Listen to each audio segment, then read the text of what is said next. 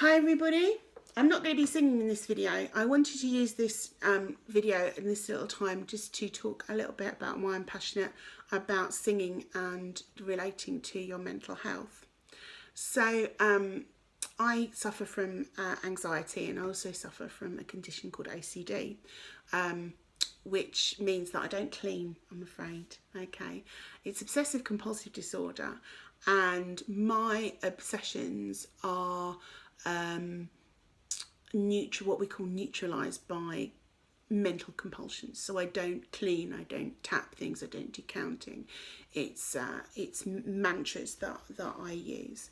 I'm going to just talk quickly about OCD so you kind of understand the condition before I talk about singing and mental health.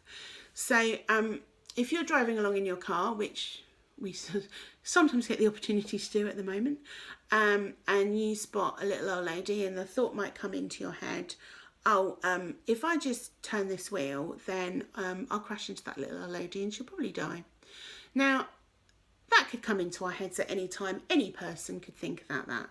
But a person with normal thinking patterns might dismiss that thought very quickly.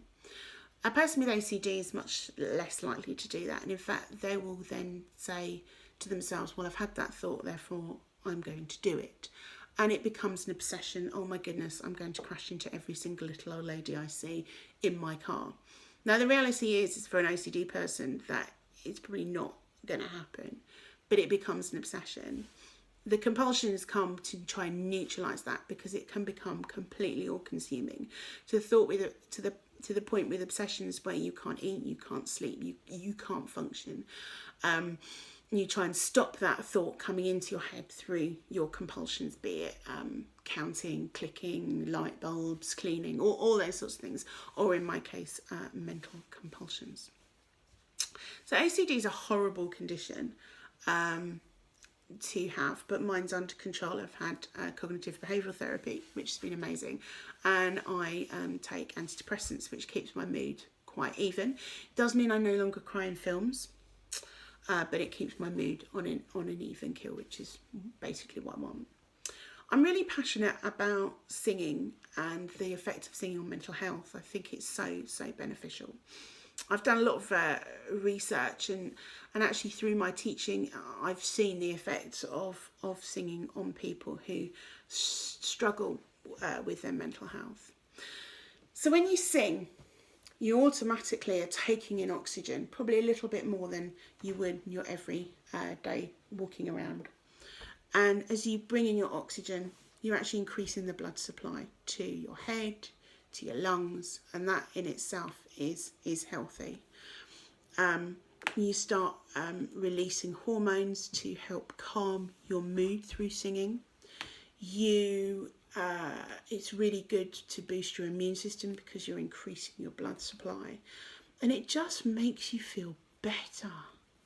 Singing just releases things, you're increasing your oxygen, increasing your blood supply, the endorphins are flowing, and it heals and it soothes and it helps de-stress. Just these exercises, when you're just taking the stress out of your shoulders, is just so good for you if you're struggling with your mental health.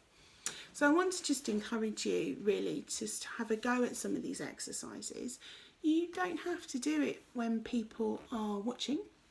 You don't have to, you could go and sneak into the car, or go out into the garden, or when the kids are asleep you could have a go. It's about just being free and letting yourself have a go. We're not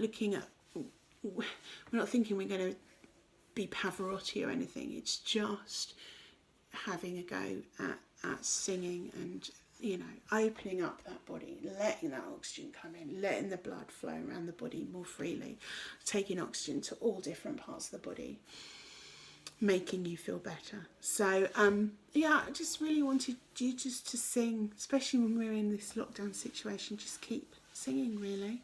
And that's all I want to say on that, and I will see you soon. Bye.